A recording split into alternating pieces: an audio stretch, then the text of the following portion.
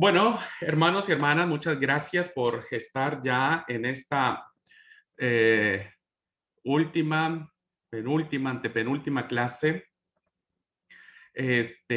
Damos gracias a Dios por permitirnos disfrutar de este recorrido de el conocimiento sobre la base con la que parte nuestra fe, que es en el texto bíblico.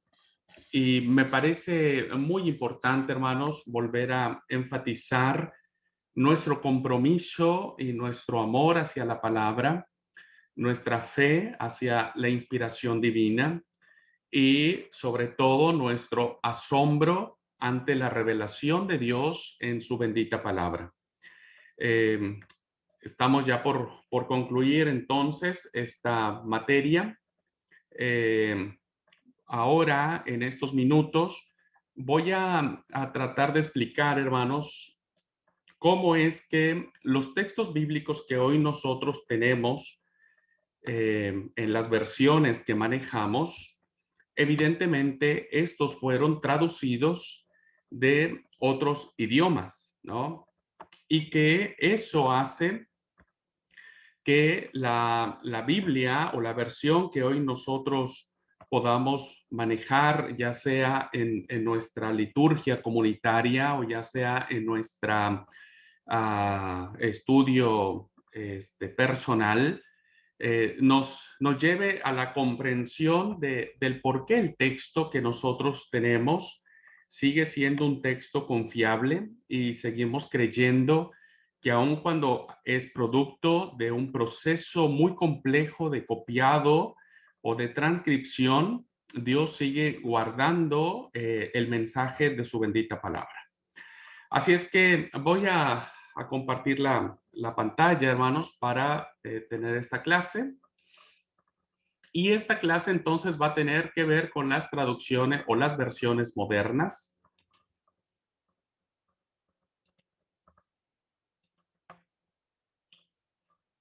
Cuando nosotros hablamos de versión o de traducción, debemos saber que estamos hablando de dos palabras sinónimas. Es de igual entendimiento decir versión o decir traducción de la Biblia.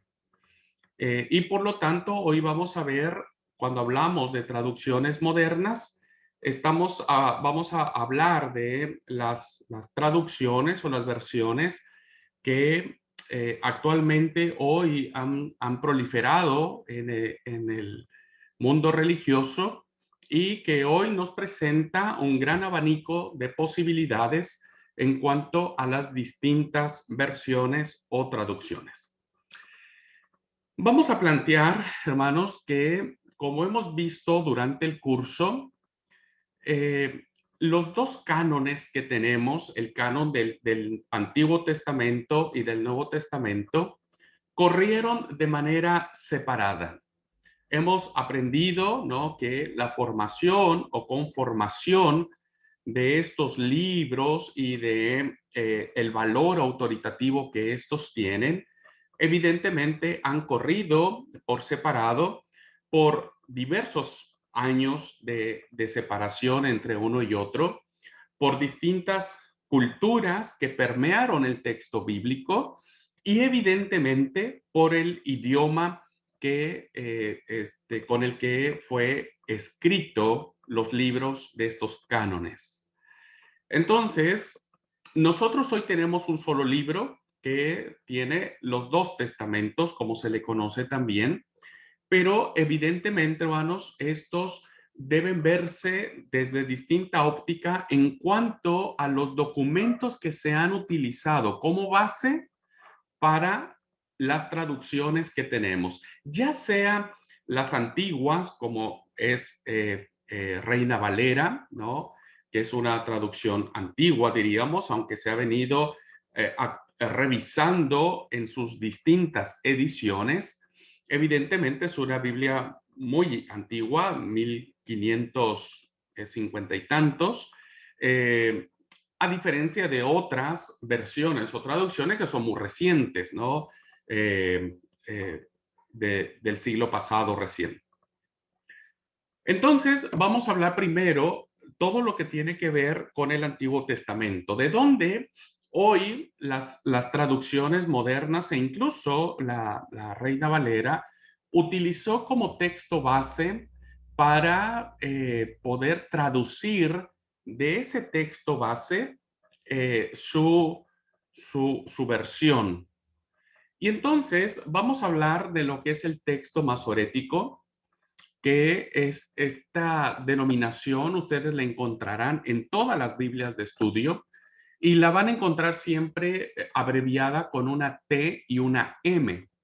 Cuando ustedes en sus Biblias, cuando empiecen a estudiar o a profundizar sobre algún tema y encuentren la sigla TM, significa que es el texto masorético. Significa que el traductor de esa Biblia, diríamos, o de esa versión más bien, utilizó como fuente base para su traducción el texto masorético. Entonces, vamos a hablar un poco acerca de qué significa este texto masorético.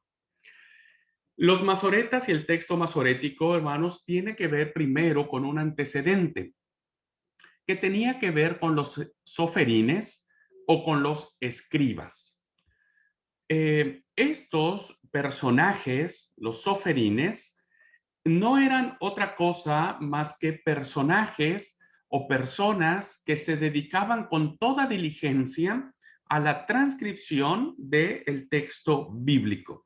Vimos en una clase, ¿no?, que por ejemplo el escriba Esdras, o Esdras más bien, sacerdote escriba, vendrá a inaugurar esta función tan importante de conservar el texto bíblico a través de la copia o la reproducción de los textos bíblicos, y entonces se les conocerá como soferines.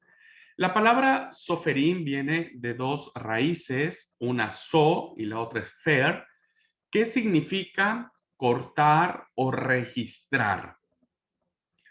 Y eso tiene que ver con una traducción que es una función de escriba o de copista. Son personajes, ¿no?, que tenían la función de ir copiando el texto bíblico de una manera muy especial para que este texto pudiese conservar su fidelidad.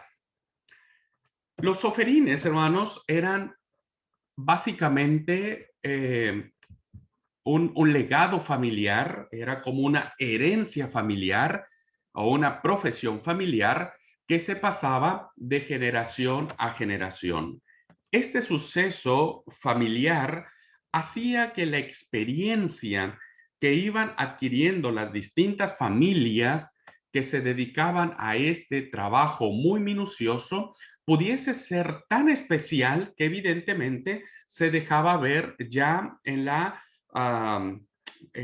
los años que ellos empezaron a hacer este trabajo de copistas. Tenían los soferín un excelente sentido de minuciosidad respecto a la exactitud del texto copiado. Ellos tenían un profundo respeto y eran tan minuciosos en todo lo que ellos copiaban, ¿no?, que eso nos da a nosotros a entender que ya desde antiguo las copias que se vinieron fabricando, elaborando, contenían ese sentido de fidelidad. Desafortunadamente, con el transcurso del tiempo, los soferín empezaron a tomarse ciertas libertades, ¿no?, al momento de la copia, y empezaron a introducir cambios en el texto. Uno de los más notables que tuvieron los soferín fue sustituir el nombre del tetragramatón, Yahvé, Yahweh, como podamos pronunciarlo, por Adonai, que vendría a ser básicamente una superstición que vinieron manejando los copistas respecto al nombre divino, y creían que no debería ni siquiera de pronunciarse o escribirse, y entonces esa sustitución de Adonai con estas 4 consonantes dieron en el amalgama o en acomodar las vocales a las consonantes, lo que hoy nosotros conocemos como Yahvé o como traduce Reina Valera, Jehová. En el tiempo de Jesús, estamos hablando de los soferín, que fue una profesión que nos remonta antes de Esdras, pero ya con Esdras como que se formaliza mucho más esta función. Y en el tiempo de Jesús, este papel lo desempeñaban los fariseos, quienes interpretaban lo que escribían o transcribían. Ya había una suerte, ¿no? De no solamente transcribir, sino interpretar lo que estaban transcribiendo. Después de esta época, ¿no? Los soferines fueron reemplazados o sustituidos por los masoretas. Los masoretas vinieron a constituirse, veremos más adelante, en el siglo cuarto, quinto, sexto, incluso se va hasta el séptimo siglo antes de Cristo. Eran familias judías piadosas, muy piadosas, por cierto. Recuerden que la piedad de los judíos era que no tenía duda, era algo serio. Se dedicaban a la transmisión y a la conservación de la pureza de las sagradas escrituras hebreas que nosotros hemos conocido como la Tanaj. Principalmente daban un mayor reconocimiento al Pentateuco. Recuerden que Tanaj es un acróstico que deriva de los primeros 5 libros, que es la Torá, los Nevi'im, que son los profetas, y los Ketubim, que son los escritos. Entonces, estas familias judías se encargaron mucho, con mayor dedicación, hemos de decirlo, hacia la Torá, hacia los primeros 5 libros de la Biblia, porque recuerden que consideraban a la Torá como lo más sagrado de toda la Biblia hebrea. La palabra Masorá o Masora viene de la palabra hebrea Masoret, que significa vínculo. Después el término empezó a tomar una forma distinta y comenzó a significar entregar, para finalmente terminar en una acepción de la palabra Masoret como tradición. Entonces encontramos a partir del siglo IV, del siglo V, la tradición masorética, que no era otra cosa más que personajes que se dedicaban a la transmisión del texto bíblico, ¿no? A la transmisión del texto bíblico en un sentido profundamente lleno de pureza. Vamos a ver cuáles son las reglas que tenían los masoretas para transcribir el texto bíblico. Y entonces se ubican alrededor, algunos autores los ubican solo a partir del año 500, algunos autores lo ubican entre el 400, 500, cuando empieza a florecer esta tradición masorética, y vendrían a ser los sucesores o quienes tomarían la posta de los soferín que vimos anteriormente. La función que tenían los masoretas, hermanos, es muy importante, porque serán ellos los que van a añadir las vocales al texto bíblico hebreo que en ese momento existía, pero que solamente estaba escrito con consonantes. Lo dijimos en algún momento de la clase, el texto bíblico, aunque en el hablar se pronunciaba la vocal, no se escribía. Entonces, los textos hebreos del canon hebreo estaban escritos solamente con consonantes. No existía la acentuación, la puntuación, no había un sentido, que ustedes saben que un acento o una coma, por ejemplo, puede cambiar totalmente el sentido de una frase. Entonces, el gran desafío que tuvieron los masoretas es enfrentarse a un texto donde ellos, al vocalizarlo, tendrían que fijar el sentido de la palabra. Tendrían que decidir o definir qué es lo que ellos consideraban que esa palabra pudiese hablarse o explicarse. Este proceso de traducción, recordarán ustedes, ya se había visto cuando los griegos, o los judíos griegos más bien, los judíos griegos que vivían en Alejandría, habían hecho ya la traducción de la Biblia hebrea a, al griego, ¿no? Que de ahí es donde nace la Septuaginta o la Biblia de los 70.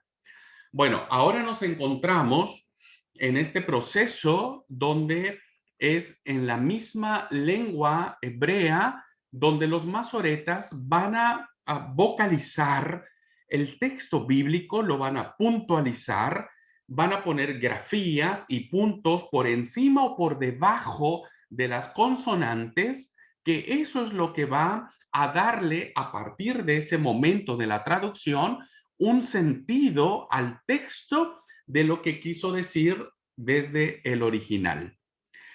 Por lo tanto, este texto masorético es el que va a ser el documento más importante en el que se van a basar todas las traducciones a partir de ahí, ¿no? Todas las traducciones, incluso las actuales, para traducir el texto hebreo a los distintos idiomas que hoy tenemos. Existieron tres tradiciones, ya dijimos que vino derivando el lenguaje, o tres escuelas de descendientes de masoretas que vivieron entre el sexto y décimo, el siglo 11, 12 más o menos, ¿no? Estas familias o este movimiento empezó a hacerse mucho más fuerte, mucho más, más reconocido. Entonces se forjan tres escuelas: la babilónica, la palestinense y la de Tiberíades. Con el paso del tiempo, la que fue imponiéndose en cuanto a la fijación del texto bíblico será la tradición tiberiense. Esto es muy importante que sepamos porque los manuscritos que vamos a encontrar ahora, ¿no? Tienen que ver con la tradición tiberiense, es decir, que son manuscritos que fueron escritos, ¿no? Por estas tradiciones de las familias judías que se forjan en la tradición de Tiberias. Y en esta tradición o en esta escuela de Tiberíades, más o menos por el siglo X después de Cristo, hay dos familias o dos corrientes muy fuertes, muy importantes, que es la familia de los Ben Aser y de los Ben Neftalí. Entre ambas familias, quien sobresale en cuanto a su erudición, en cuanto a la forma más interesante que tienen de fijar la vocalización en el texto bíblico y darle un mejor sentido, es la familia de los Ben Aser. Ben es hijo, se traduce como hijo, hijo de Aser. Y serán esta familia la que será la representativa de este movimiento de traducción del texto hebreo. Recordemos, estamos hablando Antiguo Testamento, y que será la base de nuestras traducciones hoy. Las funciones principales que tenían los masoretas y que preservaron y que le dieron el gusto, el sentido a saber que hoy estamos frente a un texto bíblico confiable, primero era guardar todo lo que significaba el texto bíblico, ¿no? Era eh, preservar, era tener bajo su cuidado, ¿no? Todo aquello que representase el texto sagrado como tal. y por lo tanto los lugares que tenían para guardar los textos sagrados eran muy, muy especiales. Tan es así que hoy, por ejemplo, la Torá en muchas sinagogas se tiene un lugar muy especial donde se guarda el texto bíblico.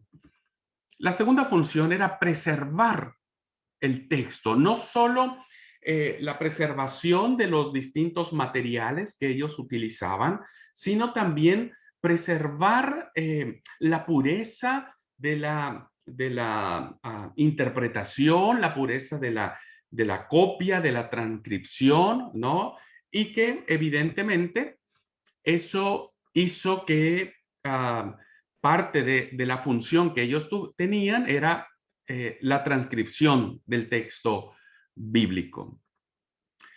La función que tuvieron los masoretas fue muy importante porque fue este trabajo que ellos hicieron que hoy tengamos miles de manuscritos. Tengamos miles de manuscritos. A ver, lo que estoy diciendo es muy importante, hermanos, porque el hecho de que haya miles de manuscritos puede ser que eleve la posibilidad de errores que puedan existir. Siempre entre más manuscritos haya, el porcentaje de posibilidad de error es mucho más alto.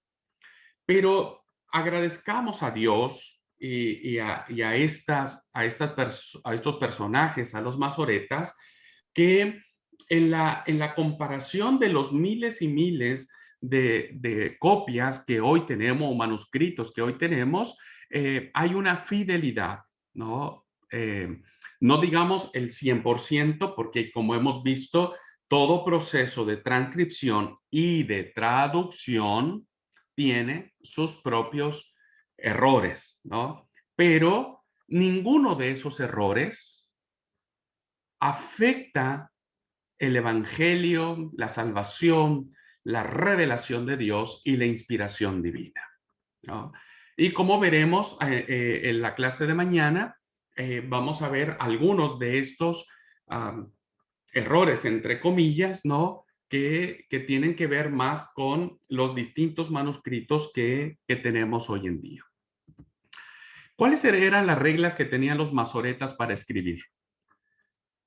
Las pieles de los animales que se utilizaban para un manuscrito siempre deberían ser de animales puros.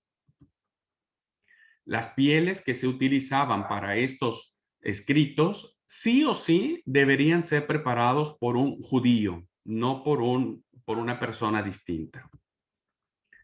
Las piezas de las pieles se deberían unir por un hilo hecho con pelo siempre de animal puro. Cada pergamino debería tener la misma cantidad de columnas y del mismo tamaño.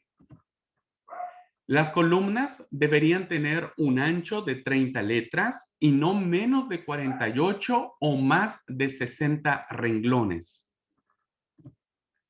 La columna debería iniciar siempre con una letra completa y terminar con no menos de 4 palabras. La tinta debía ser negra y debía ser preparada de una manera muy especial. Los copistas estaban obligados sí o sí a escribir todo copiando.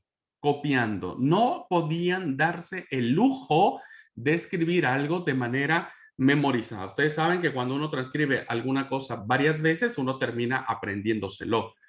Ellos no tenían permitido hacer una copia de memoria. Tenían que ir sí o sí al texto que estaban copiando, mirar la letra que estaban escribiendo y ponerla en el pergamino nuevo.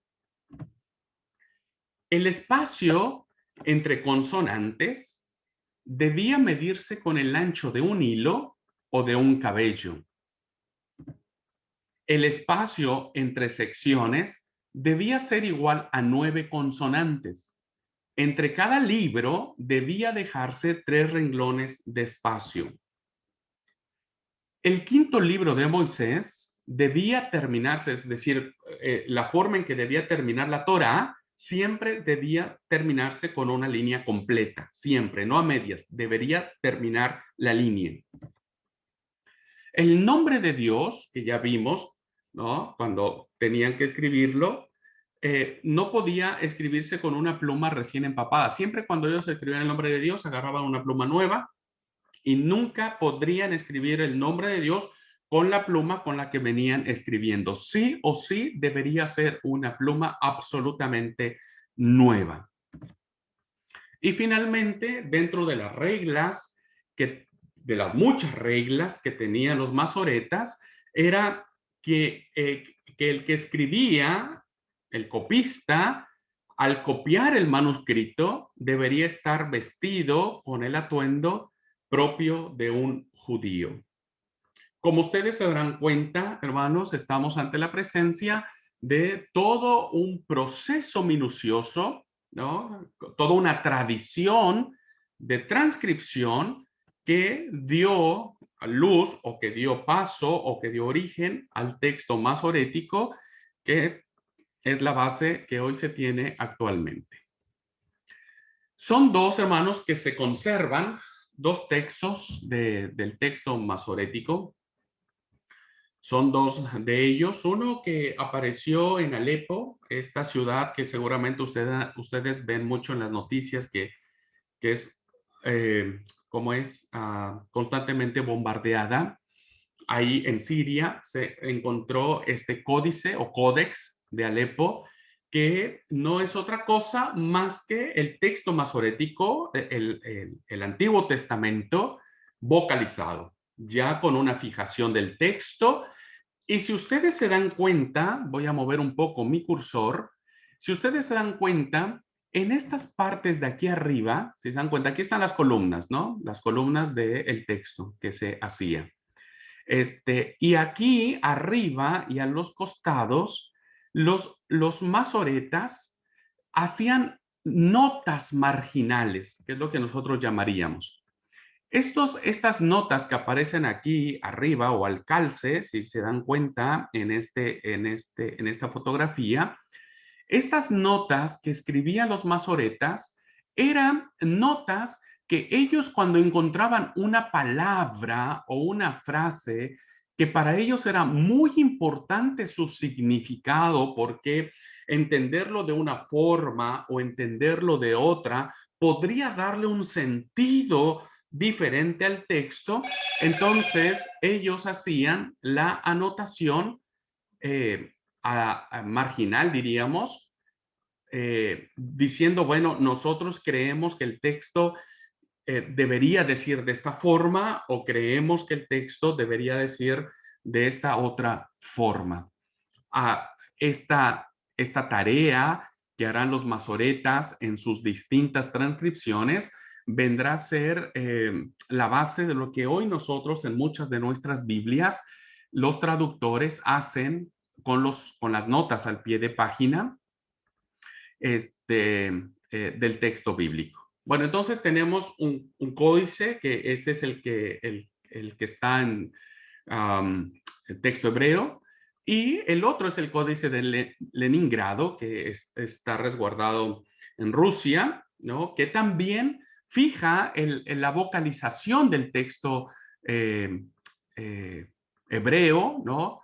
Y que igual hace ciertas anotaciones al margen del texto que evidentemente ya uno cuando vocaliza las consonantes, entonces ya podemos saber cuál era el sentido original que el escritor original quiso dar a esa frase. Son dos códices muy importantes que vendrán a ser datados entre el siglo X, el siglo XII después de Cristo. Son los códices más completos que tenemos del Antiguo Testamento, ya vocalizado, insisto, y que serán las bases de las actuales ediciones modernas que se imprimen del Antiguo Testamento hebreo. Hay dos referencias que son autoridad, diríamos, para cualquier traductor que quiere traducir a su idioma nativo o algún otro idioma, el Antiguo Testamento. La primera es la Biblia hebraica de Rudolf Kittel y la segunda es la Biblia hebraica Stuttgartensia, que ya en algún momento hablamos al respecto, y que de esta Biblia hebraica Stuttgartensia, perdón, este, será la base de los libros del Antiguo Testamento que nosotros reconoceremos como inspirados. Entonces, esta será la base textual, hermanos, será el lugar donde todos los traductores tomarán, echarán mano de estos textos para que a partir de allí hagan sus propias versiones.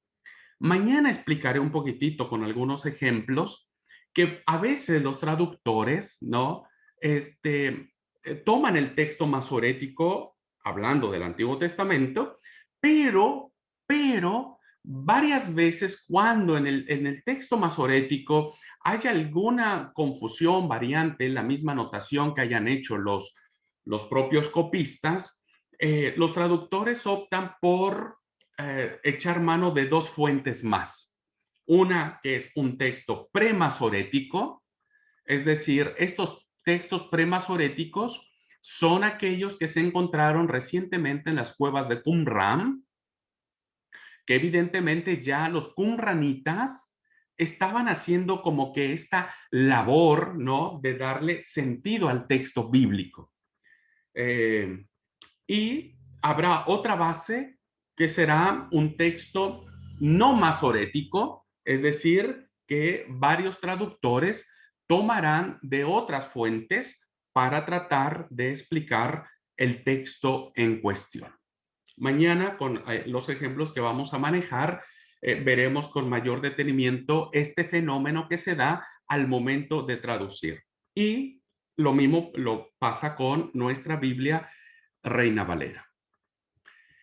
Ahora, cuando hablamos del Nuevo Testamento, recordemos que el Nuevo Testamento ya está escrito en griego, el griego koiné, el griego vulgar, el griego que en ese momento era la lengua franca, que evidentemente abarcaba todo el imperio y que hizo posible que el Evangelio avanzara con mucho mayor fuerza. En el caso del Nuevo Testamento, nosotros encontramos que actualmente tenemos los vestigios de los papiros, ya hablé en la clase pasada acerca de ellos, el Ryland, el Bodmer, etcétera. Tenemos los famosos códices, el Sinaítico, el Vaticano y el Besa, que también ya hablé anteriormente, que son porciones del Nuevo Testamento que están escritos en griego y que evidentemente vendrá a ser una base muy importante para muchas versiones. Y habrá los textos base que vendrán a ser, hermanos, como que las distintas opciones que se van manejando en los primeros siglos en cuanto a la traducción del Nuevo Testamento respecto del idioma griego. El primero es el que se da en Alejandría y es de este lugar donde nacerán los dos famosos códices, el Códice Vaticano y el Códice Sinaítico. Estos códices vendrán a ser la base de algunas referencias para traductores que no se guiarán por el texto recepto, sino utilizarán el Códice Vaticano o el Sinaítico para cotejar su traducción. El segundo lugar o el segundo punto donde hubo un movimiento de traducción del griego es en Cesarea, con el texto de Orígenes. Orígenes hizo una obra, su famosa Hexapla, y no fue otra cosa más que poner en columnas, ¿no? Poner en columnas el texto hebreo y cotejarlo, compararlo con otras versiones restantes, 5 versiones restantes, para cotejar lo que decía un texto y el otro, ¿no? Algo así como hoy tenemos una Biblia acá, la multiversiones, que es muy práctica también, me parece, tiene 4 versiones, Reina Valera 60, la 95, Dios habla hoy y lenguaje sencillo. Más o menos fue lo que hizo Orígenes, pero desafortunadamente no tenemos su obra, se perdió. El tercer lugar donde se hace el texto base, que este es muy importante, será en la época bizantina, ¿no? Ya en la época del imperio, ¿no? Del imperio romano, será el texto oficial del emperador Constantino y de las distintas iglesias orientales ortodoxas que utilizarán estos manuscritos griegos como base. Y este será, hermanos, la base, diríamos, el origen del Textus Receptus, lo voy a explicar ahora, donde Erasmo de Rotterdam utiliza para hacer su propia versión y que Reina Valera, más bien, no Reina Valera, Casiodoro de Valera, Casiodoro de Reina, perdón, tomará como base para el Nuevo Testamento. Y la tercera es la occidental o la romana, que sirvió básicamente para las traducciones latinas.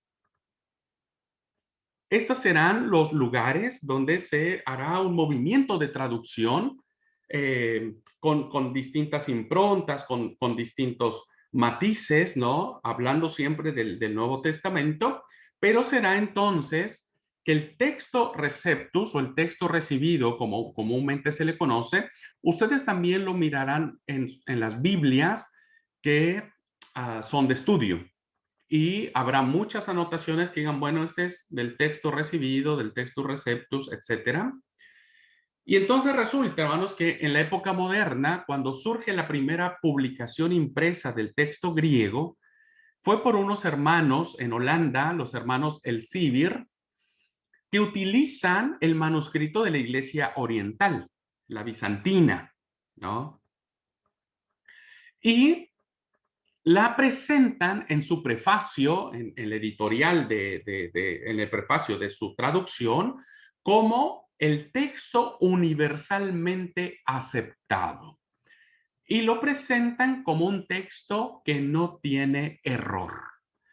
Y ese texto receptus es el que hasta ahora pervive principalmente en nuestras Biblias de Reina Valera.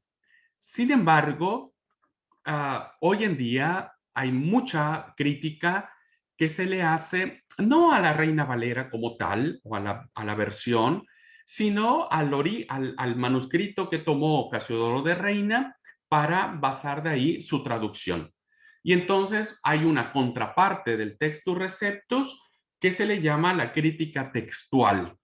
Y hay un interesante aporte en las ciencias bíblicas donde hacen de manifiesto que no es tan así. No es que el texto recepto o el texto recibido sea impoluto y que no tenga ningún tipo de falla o de error, sino que evidentemente a la luz de los nuevos descubrimientos de distintos manuscritos que Casiodoro de Reina no tenía en esos momentos, evidentemente hay una grande crítica que se le hace a la Biblia en este caso déjenme ir al origen, a la Biblia de Erasmo y a otra Biblia que tampoco quiero confundirles, que hizo Francisco de Cisneros, que es la Biblia Complutense en España, que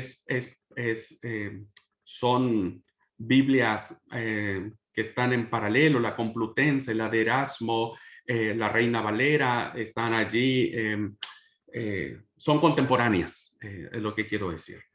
Entonces, como vamos a ver también mañana, en un ejemplo que vamos a manejar de Reina Valera, evidentemente el texto que se recibe, el texto receptus del griego que se toma, también tiene sus propios errores.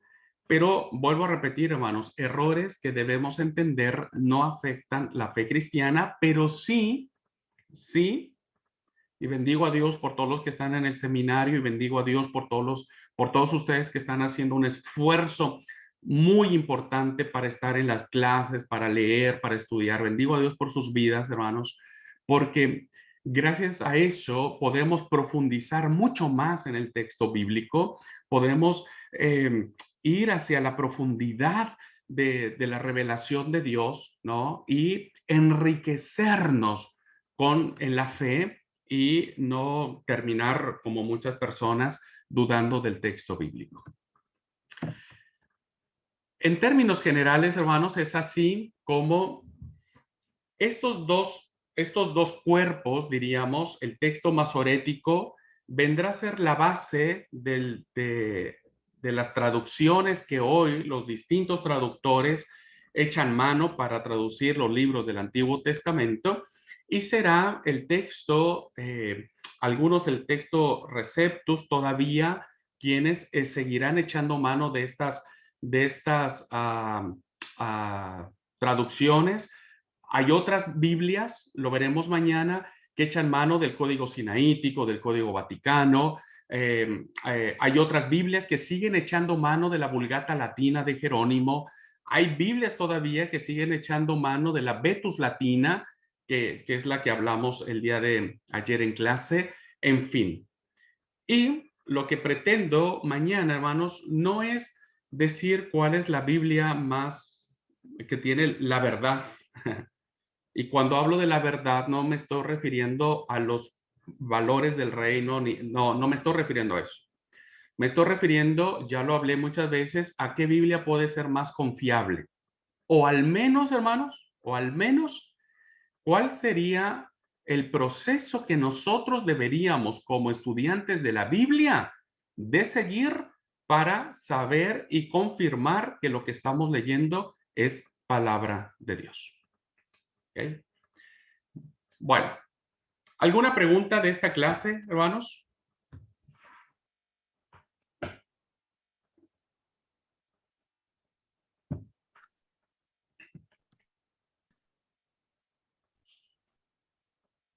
Hermana Doris. No sé, se me activó medio solo nomás, pero Está bien. está claro lo que he escuchado, le comprendí muy bien. Sí, Doris, gracias, gracias. Yo pensé que, viste, son de esas metidas de dedo que a veces dices, ay, Dios, ¿qué hice? Lucy. Pasa voz a todos. Yo tengo una pregunta, hermano, de la clase anterior. Solamente quería ver si códices es igual o tiene el mismo sinónimo o el mismo significado que códigos. No, la palabra códigos ya como tal viene siendo una derivación de la palabra códex. Recuerden que el códex, hermanos, no es otra cosa más que el libro. Es un libro que viene a reemplazar al rollo. Acuérdense que el rollo, cuando se escribía en rollo, era escrito en una cara y se unía hoja por hoja y hacía un rollo interminable. Ah, ok. Porque eso, yo miraba en la clase anterior que decía usted en los apuntes que tenía un contenido de 7 códigos. Sí, 7 códigos vendrían a ser 7 libros. Ah, ok. Sí, vendrían a ser 7 libros. Ah, ok. Yo dije, bueno, sí están. Gracias. No, de nada, Lucy, de nada. Sí. Vendrían a ser 7 libros que ahí contenían, si no mal recuerdo, el Nuevo Testamento.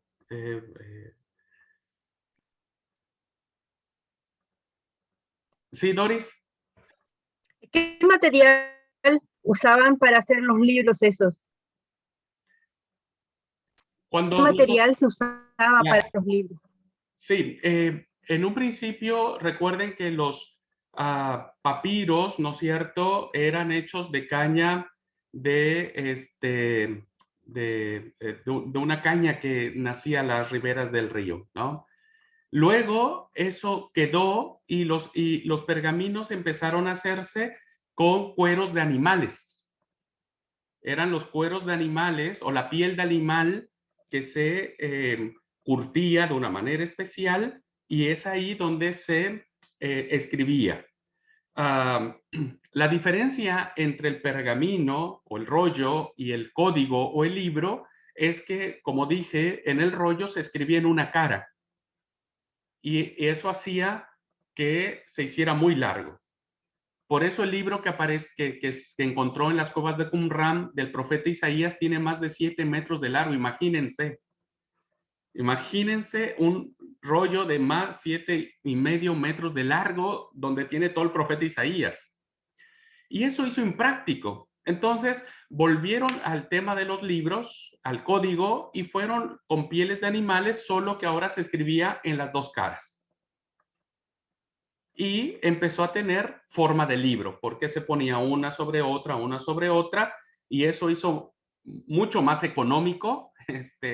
El escribir era mucho más económico y lo hacía más práctico para escribir. Pero eran pieles de animales, Doris.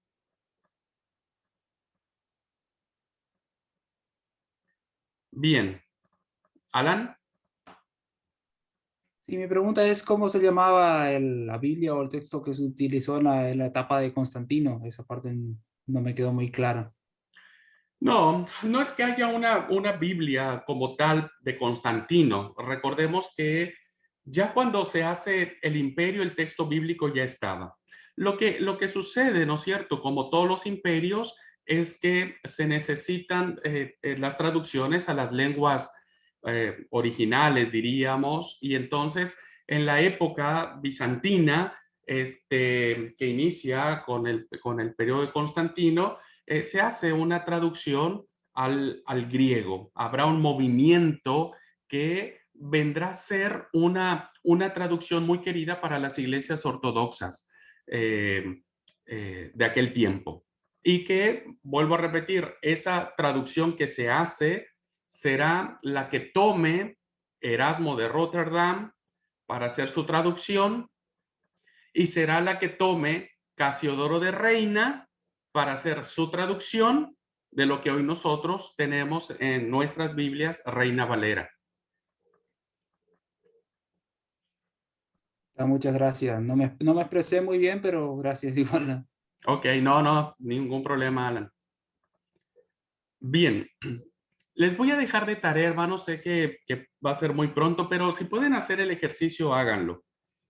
Quiero, si ustedes tienen la posibilidad de tener 2 Biblias de estudio, sería muy bueno, muy valioso para que mañana podamos enriquecer la clase.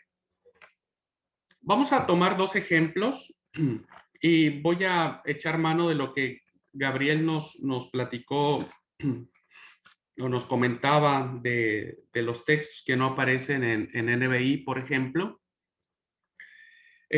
Quiero, por favor, que en 2 versiones mínimo, si tienen más, sería excelente. De preferencia, si fueran Biblias de estudio, estaría muy bueno, ¿no? Muy bueno. Y por favor, quiero que chequen Primera de Juan 5, 5:7. 5:7. Primera de Juan 5:7, por favor, búsquenlo en distintas versiones. Si tienen notas al pie de página, lean las notas al pie de página, por favor. Y vamos a trabajar mañana con otro pasaje que es del Evangelio de Juan, capítulo 5.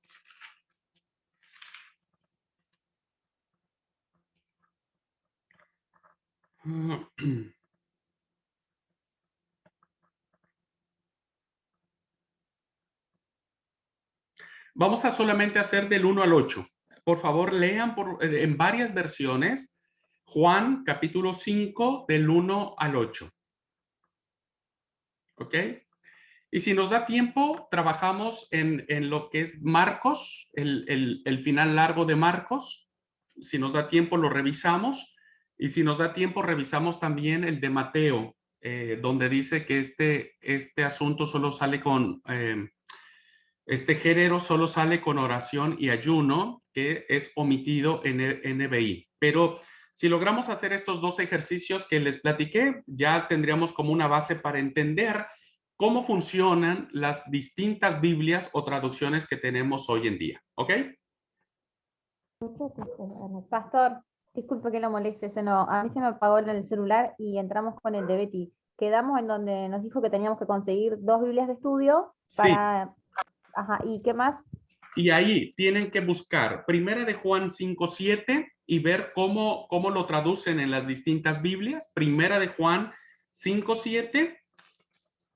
Y la otra es el Evangelio de Juan, capítulo 5, del 1 al 8, dije, ¿verdad? Del 1 al 8. El último texto, ¿cómo es? Juan, se trabó. Juan, capítulo 5, versículos del 1 al 8. Por favor, léanlo en 2 versiones, si tienen 3, 4, las que sean, está bien. Y vamos a ver qué descubrimos de los textos, ¿ok?